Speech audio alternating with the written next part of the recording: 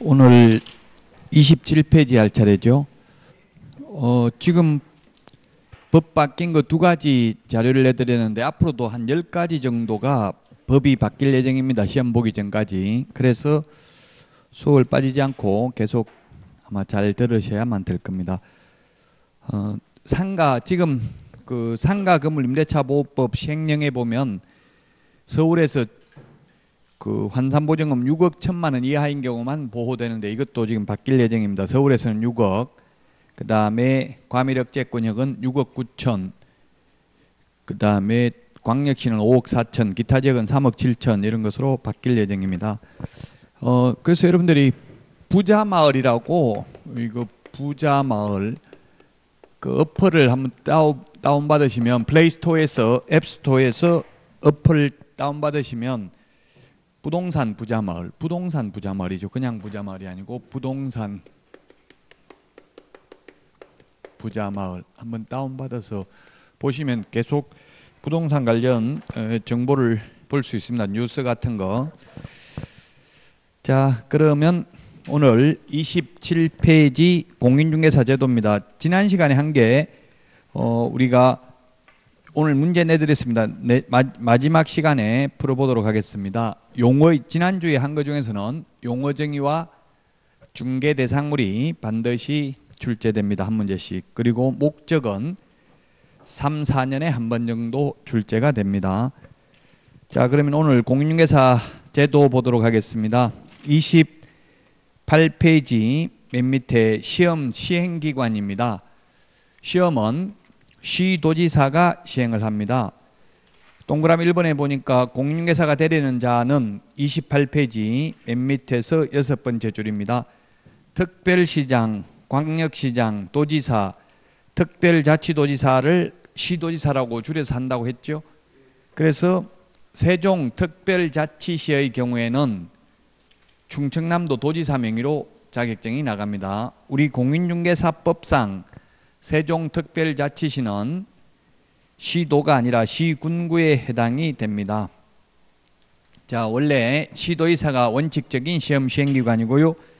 맨 밑에 동그라미 2번 국토교통부 장관은 공인중개사 자격시험 수준의 균형유지 등을 위하여 필요하다고 인정하는 때에는 공인중개사 정책심의위원회의 의결을 미리 거쳐야 됩니다. 미리 메모하십시오. 미리 시험에 미리 거쳐야 되는데 사후에 거치면 된다. X로 출제됐습니다.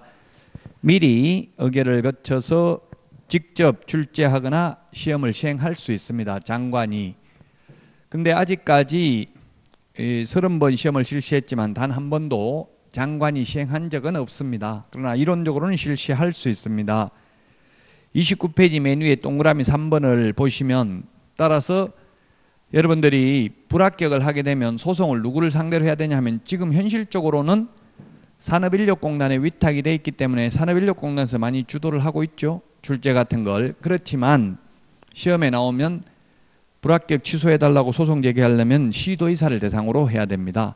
산업인력공단 이사장을 대상으로 해도 안 되고 국토교통부 장관을 대상으로 해도 안 됩니다.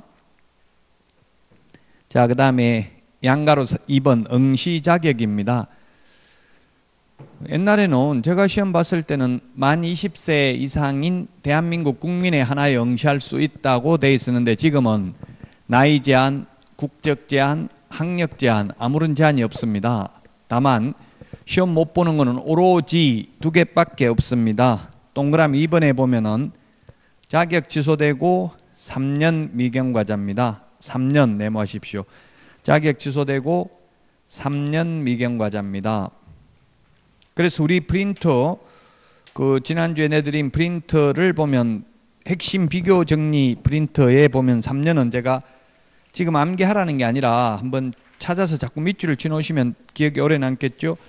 46번 우리 핵심 비교 정리 프린터 46번에 보면은 동그라미 5번을 밑줄 치시면 동그라미 5번 자격 취소되고 3년 공인 결격 사유, 이 말은 그냥 줄였습니다. 공인중개사 될 수 없다 이 말입니다. 즉 시험 볼 수 없다는 뜻이에요.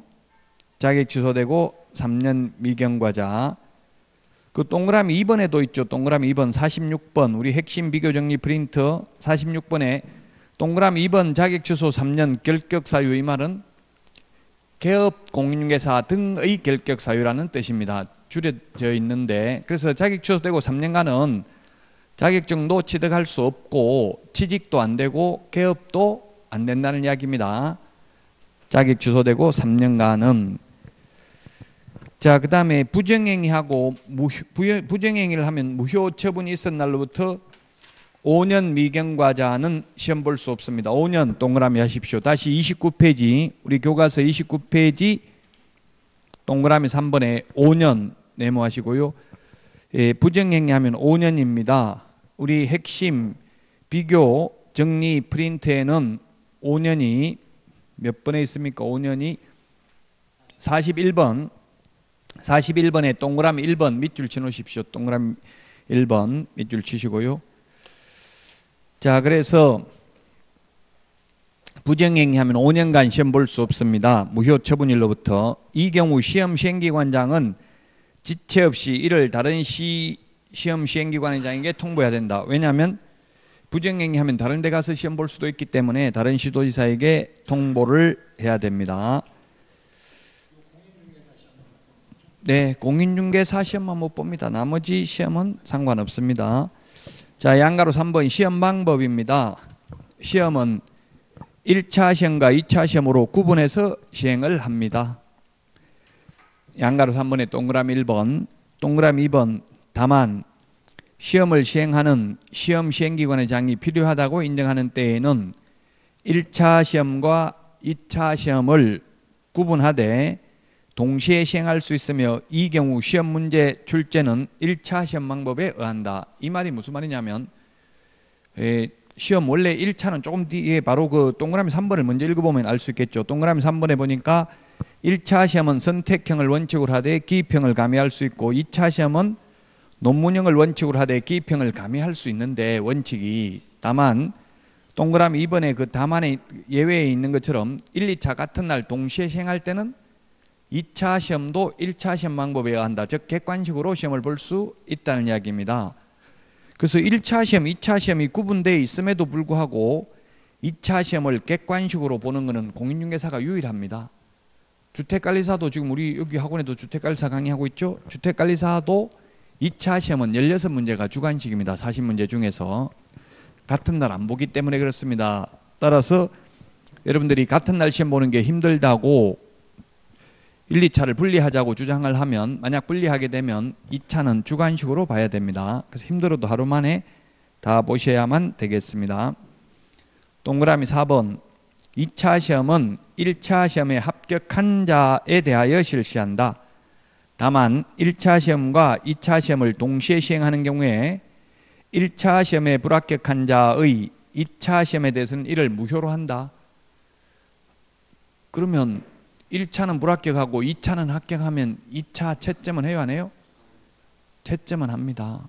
그래서 1차 불합격해도 2차 몇 점 받았는지 알 수는 있어요. 점수는 나옵니다. 채점은 합니다. 무효기 때문에 효력이 없으니까 소용이 없습니다. 따라서 여러분들은 5월달 1차 모의고사 볼 때까지는 1차 위주로 예습 복습을 해야 돼요. 그래서 1차 점수가 모의고사 봐가지고 안 나와버리면 다 2차를 포기하거든요. 지금 우리나라에서 34만 명 원서 접수했다고 돼 있는데 실질적으로 20만 명입니다. 왜냐하면 1, 2차 같이 접수하면 2명으로 잡혀요. 그래서 실제 20만 명이 접수를 해서 시험 보러 가는 사람이 8만 명입니다. 2차까지 보는 분이. 그만큼 즉 3명 중에 2명은 중도에 포기한다는 이야기입니다. 2차를 1차만 본다는 이야기예요. 여러분이 그렇지 않으려면 어떻게 해야 되겠어요? 지금 1차를 열심히 공부해가지고 첫 모의고사에 한 30점 정도 나오면 되겠죠. 60점 넘게는 안 나와요. 모의고사 보통 17.5점 이 정도 나옵니다. 첫 모의고사 보면.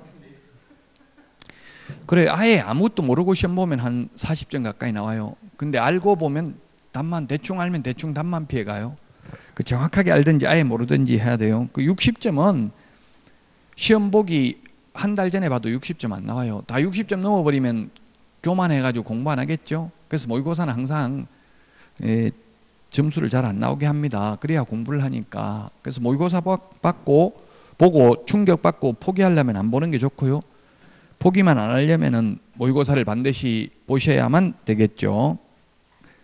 자, 그 다음에 동그라미 5번입니다. 1차 시험에 합격한 자에 대하여는 다음 회의 시험에 한하여 1차 시험을 면제합니다. 다음 회의 밑줄 치십시오. 다음 회자 동그라미 하세요. 회의 시험에 한하여. 공인중개사법은 말장난이 좀 심합니다. 다음 해가 아니라 다음 회입니다. 다음 회.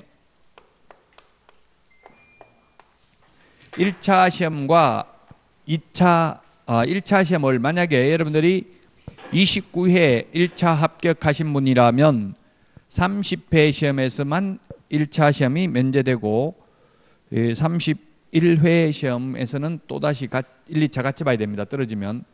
근데 왜 이렇게 해가 아니라 회라고 하냐면은 그 바로 밑에 양가로 4번을 읽어보면 알 수 있겠죠. 시험은 매년 1회 이상 시행한다. 다만 시험 시행기관의 장은 시험을 시행하기 어려운 부득이한 사정이 있는 경우에는 시험위원회의 의결을 거쳐서 당해년도 시험을 시행하지 아니할 수 있다. 그래서 시험을 1년에 10번 볼 수도 있고 10년 동안 한 번도 안 볼 수도 있습니다. 이론적으로는. 그래서 다음 해가 아니라 다음 회입니다. 회. 1년에 여러 번 시험 볼 수도 있기 때문에 물론 현실적으로는 매년 시험을 봅니다. 매년 10월 넷째 주 토요일 날 보죠. 30페이지 그 박스에 시험 과목이 나와 있는데 이 시험 과목은 시험에 안 나오겠죠? 뭐 상법이 시험 범위냐 민법이 시험 범위냐 이렇게는 나오지 않을 겁니다. 변별력이 없기 때문에. 자, 3번 공인중개사 정책심의위원회입니다. 정책심의위원회. 우리 시험에 나온 위원회라는 게 정책심의위원회가 있고 앞으로 공제운영위원회가 있고요. 주택임대차위원회가 있고요. 그 다음에 주택임대차 분쟁조정위원회가 있고요. 그 다음에 상가임대차 분쟁조정위원회 이렇게 위원회가 5개가 있습니다. 우리 시험에 나올 수 있는 위원회가. 그 5개의 위원회를 비교하시면 되겠습니다. 양가로 1번 정책심의위원회 설치인데 동그라미 1번에 보면 정책심의위원회는 국토교통부에 둘 수 있다. 맨 마지막에 둘 수 있다 밑줄 치십시오. 옛날에는 두어야 한다, 둔다라고 돼 있었습니다. 둘 수 있다는 것은 예산 절감을 하기 위해서 1년에 회의 한 번도 할까 말까 하거든요. 둔다라고 하면 사무실 하나 비워놔야 되고 직원도 있어야 되겠죠. 그래서 비용 절감을 위해서 둘 수 있다라고 되어 있습니다.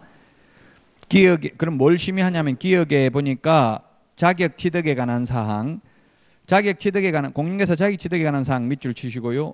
그 다음에 니은의 중개업 육성, 디귿 보수 변경에 관한 사항, 손해배상 책임 보장에 관한 사항입니다.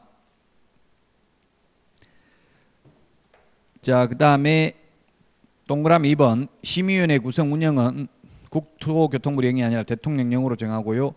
그 다음에 3번 공인중개사 정책심의위원회에서 심의한 사항 중 자격 시험 등 공인중개사 자격 취득에 관한 사항의 경우에는 시도의사는 이에 따라야 된다. 즉 기억, 니은 중에서 기억만 따라야 된다고요. 즉 다른 말로 하면 이거 시험에 출제됐어요. 아까 제가 자격 취득에 관한 사항 밑줄 치라고 했잖아요. 자격 취득에 관한 사항만 따라야 됩니다. 시험에는 어떻게 나왔냐면 중개보수 변경에 관한 사항 따라야 된다 이렇게 나왔는데 X입니다. 중개보수는 시도 조례로 다를 수가 있잖아요. 시도별로. 그래서 자격 취득에 관한 사항을 따라야 되는 이유가 뭐냐 하면 시도별로 시험 문제 난이도가 다르면 안 되죠. 시험 문제는 똑같이 출제해야 된다 이 말입니다. 쉽게 말하면 31페이지 지금 지난주까지 그 총칙은 어려웠는데요. 지금 공인중개사 제도 이거는 단순히 이 내용 자체만 기억하면 돼요. 논란의 여지는 없죠. 자, 31페이지 정책심의위원회는 위원장 1명 포함하여 7명 이상 11명 이하입니다. 모든 위원회, 모든 이런 것들은 전부 홀수해야 됩니다. 우리 국회의원도 299명이었는데 지금은 300명이죠. 중대한 흠결이 있어요. 만약 300명이면 300명 다 출석해서 150명 찬성, 150명 반대해버리면 민주적 정당성을 확보할 수가 없죠. 그 이번에 뭐 어디 있죠? 해외 연수 갔던 예천군 의원도 보니까 9명이라고 나와 있잖아요. 뉴스에 9명이라고 9명이라고 나와 있죠. 10명이면 안 된단 말이에요. 10명이면 5명 찬성 5명 반대해버리면 민주적 정당성을 확보할 수 없겠죠. 그래서 홀수로 하는 겁니다. 모든 위원회는. 자, 여기서 그래서 7명 이상 11명 이내의 위원으로 구성합니다. 제가 모든 위원회라고 했는데 안 그런 경우도 있어요. 원칙은 이게 홀수해야 됩니다. 안 그런 건 비정상적이죠. 짝수로 되어 있는 우리 국회의원 숫자 같은 경우는 7명 이상 11명 이내의 위원인데 동그라미 1번 그 맨 뒤에 1명 포함 네모하십시오. 포함. 위원장 1명 포함을 네모하시라고요. 제외하면 X입니다. 시험에 제외 이렇게 낸다고요. 위원장 포함해서 7명에서 11명이야지 만약에 제외한다면 위원장을 한 명 더 보태버리면 짝수가 되겠죠. 그래서 위원장 1명 포함해서 7명 이상 11명 이내입니다. 이번에 심의위원회 위원장은 국토교통부 제1차관이 되고 위원은 다음 어느 하나에 해당하는 사람 중에서 국토교통부 장관이 임명 위촉합니다. 국토교통부 장관 밑줄 치십시오. 위원장이 임명 위촉한다 하면 X입니다. 국토교통부 장관이 임명 위촉합니다. 그 구체적인 위원은 생략을 하고 맨 밑에 동그라미 3번 위 2번의 니연부터 2연까지 규정에 따른 위원의 임기는 2년으로 하되 위원의 사임 등으로 새로 위촉된 위원의 임기는 전임 위원의 남은 기간으로 하며 연임 제한 규정은 없다. 예, 그렇습니다. 즉 시험에는 모든 위원의 임기는 2년이라고 하면 X입니다. 기억하고 니은은 임기 제한이 없습니다. 기억하고 니은이 아니라 기억은 임기 제한이 없습니다. 기억만. 기억이 뭐냐면 공무원이에요. 공무원은 계속 그 보직을 받고 있으면 계속 위원이 될 수 있습니다. 공무원을 제외한 위원의 임기는 2년입니다. 그래서 시험에 모든 위원의 임기는 2년이다라고 하면 X입니다. 자, 그 다음에 위원의 제척, 기피, 회피가 있는데요. 자, 제척된다, 배제된다, 빠져야 된다. 그 청문회 하는 거 보니까 그런 거 청문위원들이 뭐 제척 운영위원회 하는 것도 보니까 제척 사유에 해당된다, 빠져야 된다 이런 거 주장하는 거 많이 봤습니다. 뭐 재판 받고 있는 사람이 법무부 그 국정감사 할 수 있냐, 뭐 예를 들면 제척 사유에 해당된다 이런 식으로 주장하는 거, 이 주로 판사들에게 많이 적용됩니다. 제척, 기피, 회피라는 게.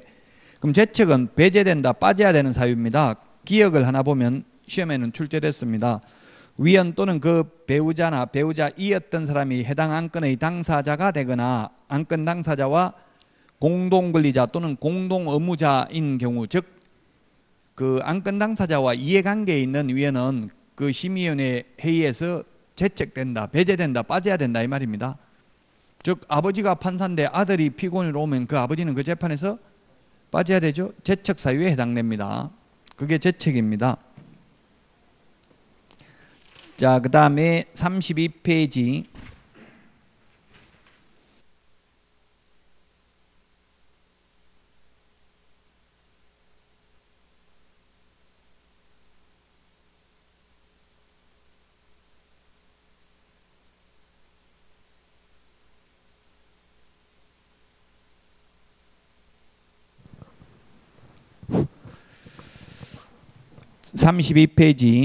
동그라미 2번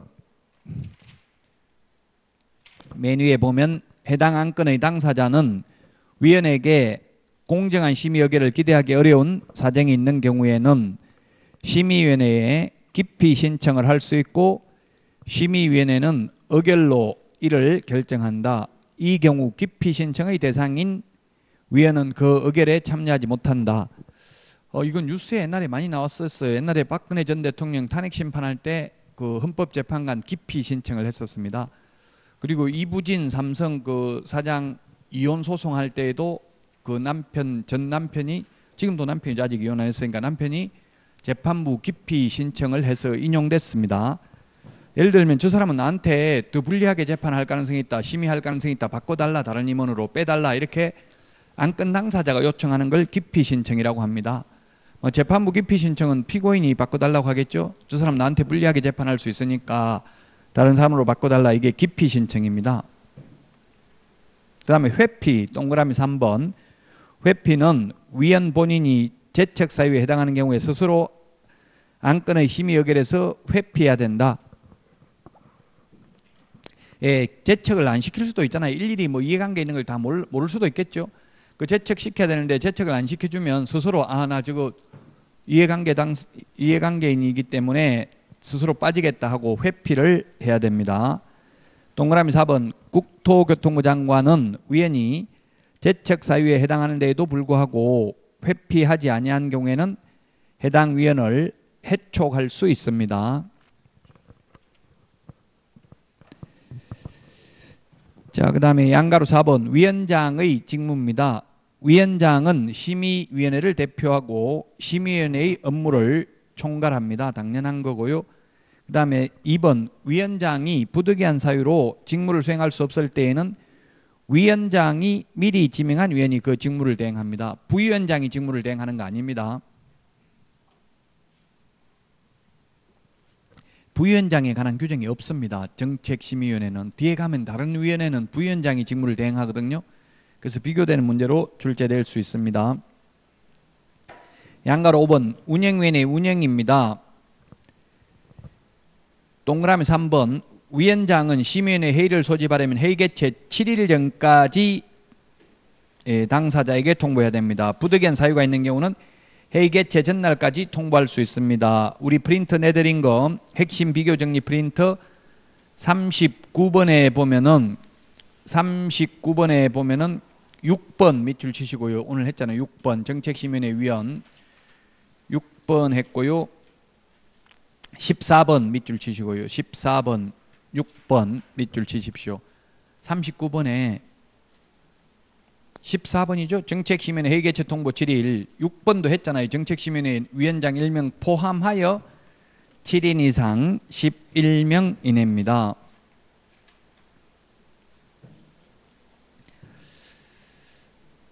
자, 그 다음에 33페이지 시험 출제 보겠습니다. 4번에 시험 출제. 동그라미 1번 시험 시행기관장. 시험 시행기관장이 시도지사라고 했어요. 원칙. 시험 시행기관의 장은 부동산 중개업무 및 관련 분야에 관한 학식과 경험이 풍부한 자 중에서 시험 문제 출제, 선정, 검토 및 채점을 담당할 자 이하 출제위원이라고 하는데, 즉 출제위원을 임명 위촉한다. 예, 시도지사가 임명 위촉합니다. 산업인력공단 이사장이 위촉한다고 하면 X입니다. 시도지사 시험 시행기관의 장이 위촉합니다.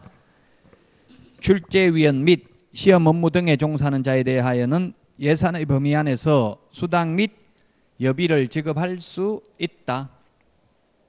하여야 한다가 아니라 있다라고 되어 있습니다. 돈 없으면 안 줄 수도 있다. 그 정부에서는 법을 잘 만들었어요. 보면 전부 다. 그래서 법이라는 게 순리대로 하는 거고, 어떻게 보면 진리라고 생각하는 사람도 있는데 꼭 그렇지는 않습니다. 통치 이데올로기입니다. 그래서 돈 없으면 안 줄 수도 있습니다. 그 다음에 동그라미 2번 출제위원으로 임명 위촉된 자는 시험 시행기관의 장이 요구하는 시험 문제의 작성, 채점상 유의사항 및 서약서 등에 따른 준수사항을 성실히 이행해야 된다. 그 서약서가 뭐가 있냐면 출제위원 들어갔다는 말은 죽을 때까지 하지 않겠다, 영원히. 그리고 문제 유출하지 않겠다, 이런 거 서약서를 씁니다. 근데 만약에 동그라미 3번 이 규정, 서약서성 규정을 위반함으로써 시험의 신뢰도를 크게 떨어뜨리는 행위를 한 출제위원이 있는 때에는 그 명단을 다른 시험 시행기관의 장 및 그 출제위원이 소속하고 있는 기관의 장에게 통보해야 된다. 34페이지. 이렇게 명단을 불정행위 했다고 통보하면 명단을 통보한 날부터 5년간 출제위원 위촉대에서는 아니 된다. 우리 핵심 비교정리 프린트 41번에 동그라미 2번에 있습니다. 동그라미 1번 부정행위를 한 수험생, 부정행위를 한 출제위원 모두 5년간 자격이 박탈됩니다. 5번 시험 실시입니다. 시험 위탁인데요. 원래는 시험을 시도의사가 시행하는 게 원칙인데 공공기관의 운영에 관한 법률에 따른 공기업 또는 준정부기관이나 협회에 위탁할 수 있다. 지금은 공기업인 산업인력공단에 위탁되어 있습니다. 옛날에 LH에 위탁한 적도 있습니다. 옛날에 한국토지주택공사에 위탁한 적도 있는데 지금은 산업인력공단에 위탁되어 있습니다. 이 동그라미 2번 위탁을 한 때에는 관보에 고시해야 됩니다. 양가로 2번 시험 공고입니다. 동그라미 1번 계략적 사항은 매년 2월 28일까지 관보 및 일간신문에 공고해야 됩니다. 그 다음에 동그라미 2번 확정 공고는 시험 시행일 90일 전까지 해야 됩니다. 90일입니다. 90일이라는 숫자는 요거 하나밖에 없습니다. 예측된 삶을 살 수 있도록 옛날에는 60일이었는데 이게 90일로 바뀌었어요. 그럼 시험을 10월 달에 시험을 보면 7월 말에는 거의 시험 공고를 해야 되겠죠? 확정 공고를. 예, 90일 전까지입니다. 90일이라는 숫자는 여기밖에 안 나옵니다. 공인중개사법에서는 60일, 2월은 많은데요. 자, 그 다음에 양가로 3번 응시원서 내야 됩니다. 시험 보려면 35페이지 맨 위에 보면 공인중개사 시도의사가 시행을 하려면 시도조례가 정하는 수수료 내야 됩니다. 근데 동그라미 3번에 장관이 시행한 적이 없지만 이론적으로 장관이 시험을 시행한다면 국토교통부 장관이 결정 공고하는 수수료를 내야 됩니다. 그 다음에 동그라미 4번 만약에 시험을 위탁을 한 경우에는 위탁받은 자가 위탁한 자의 승인을 얻어서 결정 공고하는 수수료를 내야 되는데 우리 핵심 비교 정리 프린트 52번에 동그라미 1번 밑줄 치시고요. 동그라미 1번 그 다음에 동그라미 8번 그 다음에 동그라미 9번 지금 세 가지를 말씀드렸죠. 1번, 8번, 9번입니다. 1번 응시수수료는 시도조례 그 다음에 8번에 국토교통부 장관이 시험을 시행하는 경우 국토교통부 장관이 결정 공고하는 수수료 9번 시험을 산업인력공단에 위탁한 경우에는 위탁받은 자가 위탁한 자의 승인을 얻어서 결정 공고하는 수수료를 내야 됩니다. 양가로 4번 응시수수료 반환입니다. 동그라미 2번에 기억에 보면 과온합 잘못해서 초과해서 냈으면 전부 다 돌려받을 수 있습니다. 그 다음에 니은의 시험 시행기관의 기초액 사유로 응시하지 못한 경우에도 다 돌려받을 수 있습니다. 그 다음에 동그라미 디귿 원서 접수기간 내에 취소를 하는 경우에는 전부 다 받을 수 있고요. 리얼에 보면 접수 마감일 다음 날부터 7일 이내에 접수를 취소한 경우에는 납입한 수수료 60%, 미음에 보니까 원서 접수 마감일 다음 날부터 7일이 경과한 날부터 시험 시행일 10일 전까지 접수를 취소한 경우에는 50%, 100분 50을 돌려줍니다. 그래서 작년에도 34만 명 중에서 2만 명 정도가 돌려받았다는 이야기입니다.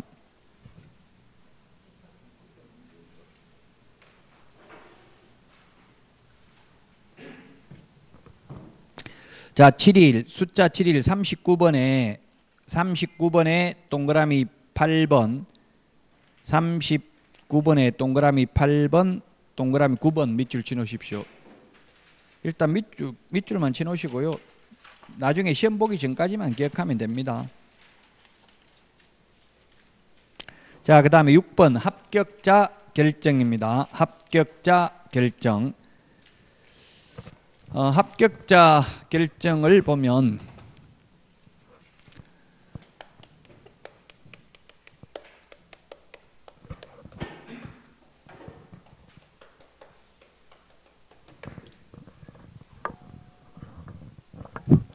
(1차)는 무조건 절대평가입니다. 1차는 절대평가. 절대평가라는 것은 40점 밑으로 과락 없이 평균 60점 이상이면 무조건 합격입니다. 1차는 항상 절대평가입니다. 근데 2차는 세 가지가 있습니다. 2차는 원칙은 절대평가입니다. 2차도. 근데 예외는 2차는 예외가 상대평가할 수도 있고요. 상대평가할 수 있습니다. 그 다음에 두 번째 상대평가할 수 있고 최저 선발 인원 또는 최저 선발 비율을 공고할 수 있습니다. 자, 상대평가는 2회부터 9회 때까지 상대평가를 했었습니다. 그래서 만약에 10,000명 선발한다 하면은 10,000등까지만 뽑는 거죠. 물론 40점은 넘어야 됩니다. 40점이 안 되면 아무리 이 상대평가를 하더라도 합격할 수 없습니다. 과락이 나오면. 그 다음에 최소 선발 인원, 최저라는 것보다 최소라는 표현을 쓰고 있죠.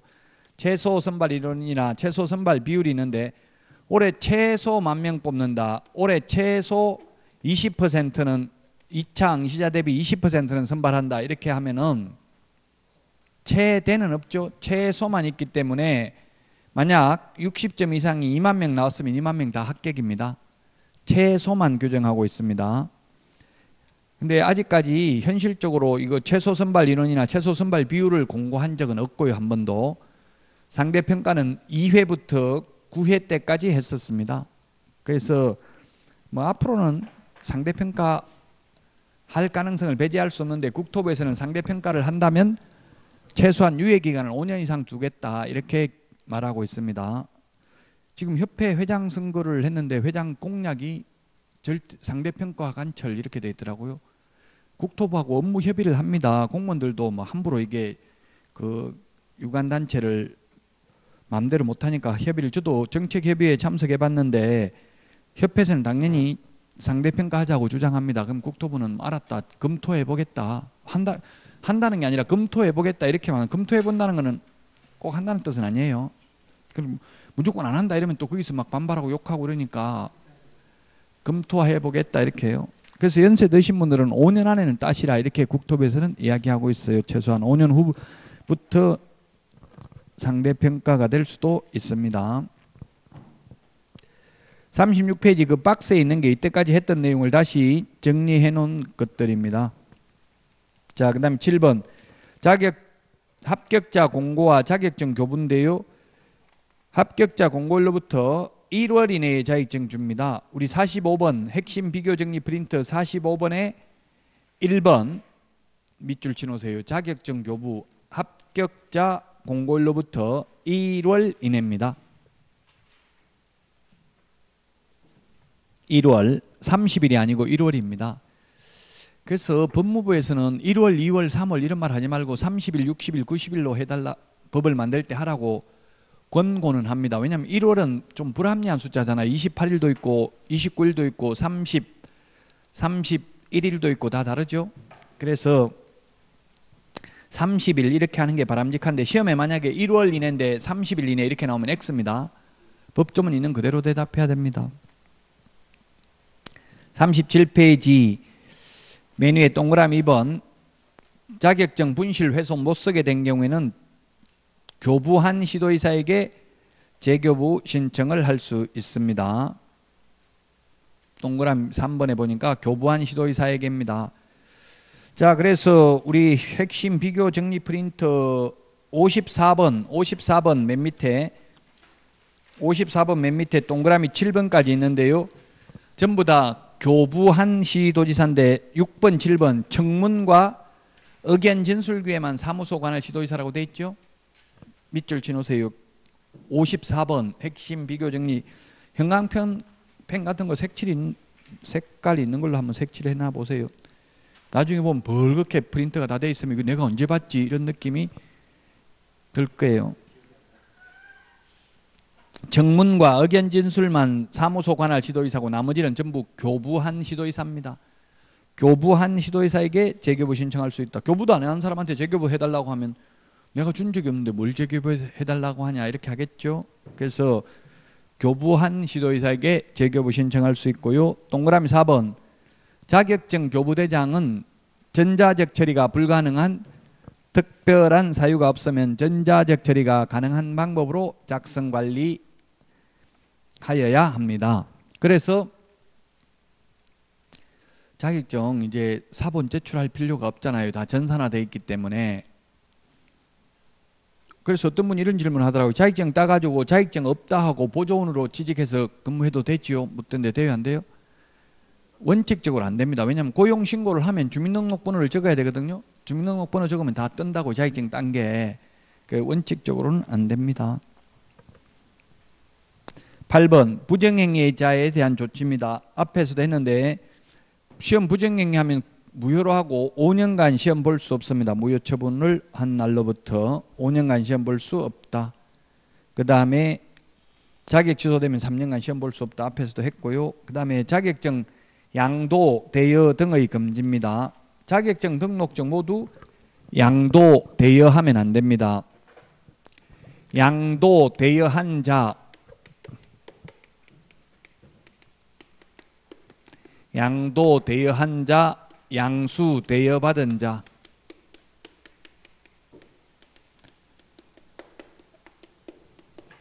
빌려준 사람, 빌린 사람 둘 다 동일한 행정형벌입니다. 동일한 행정형벌. 동일한 행정형벌이기 때문에 둘 다 1년 이하의 징역이나 1,000만 원 이하의 벌금 똑같습니다. 우리는 보통 빌려준 사람, 빌린 사람 누가 더 무겁게 처벌받을까요? 하면 대부분 공부 안 하신 분들은 빌려준 사람 이렇게 대답하셔요. 근데 꼭 그렇지 않습니다. 똑같습니다. 법정형은 빌려준 사람이나 빌린 사람이나 다만 동일한 행정처분에 해당된다 하면 X입니다. 행정처분 이건 X라고요. 행정처분은 뭐냐면 자격증 빌려주면 자격 취소, 등록증 빌려주면 등록 취소죠. 빌린 사람은 없잖아요. 빌려준 사람만 있고. 그래서 취소 행정처분은 양도 대여한 자만 행정처분 받고요. 양수 대여받은 자는 행정처분 대상은 아닙니다. 그 다음에 유사명칭 사용금지입니다. 38페이지 동그라미 1번 양가로 2번에 공인중개사가 아닌 자는 공인중개사 이와 유사한 명칭을 사용할 수 없습니다. 이런 유사명칭을 사용하면 1년 이하의 징역이나 1,000만 원 이하의 벌금에 처합니다. 따라서 38페이지 그 판례를 보면 부동산, 유서, 대표 이런 명칭 사용하면 안 됩니다. 자격증이 없는 사람은 대표라는 명칭 쓰면 안 됩니다. 그래서 자격증 없으면서 보통 그 돈 투자하고 자격증 있는 사람하고 같이 동업 형태로 하는 분들이 있거든요. 그럼 현실적으로는 그 돈 낸 사람이 명함에 사장, 대표 이렇게 써가지고 다니는 분들 있어요. 그러면 1년 이하의 징역이나 1,000만 원 이하의 벌금입니다. 자격증 없는 사람은. 대표자를 가리키는 명칭, 회장, 사장, 오너 뭐 이런 거 다 쓰면 안 됩니다. 보통 한 300만 원 벌금 나오더라고요. 약식 명령으로. 자, 그래서 공인중개사 제도에 대해서 봤는데 내용이 굉장히 많습니다. 그런데 시험에는 한 문제밖에 안 나옵니다. 39페이지 자격증, 등록증, 분사무소 설치신고 필증, 재교부 신청서는 동일한 서식으로 규정되어 있습니다. 41페이지 11번 문제 이거 오타입니다. 11번 문제 10일이 아니고 7일로 고치십시오. 41페이지 11번에 10일이 아니고 회의 개최 7일 전까지 통보해야 된다고 했죠. 부득이한 사유가 있는 경우에는 하루 전날까지 통보할 수 있습니다. 그래서 7일로 고치셔야 되겠습니다. 만약에 11번을 5로 하려면 11월 7일로 고쳐주십시오. 자, 여기까지 하고 쉬었다가 42페이지 이제 여기서부터 중요합니다. 중개사무소 개설 등록, 결격 사유. 이제 본격적으로 중요한 건 여기서부터입니다. 공인중개사 제도는 왜냐하면 여러분들도 다 알고 오셨잖아요. 60점 넘어야 합격한다. 이런 거는 변별력이 없기 때문에 많이 출제하지 않는다는 이야기입니다. 42페이지부터 쉬었다가 하겠습니다.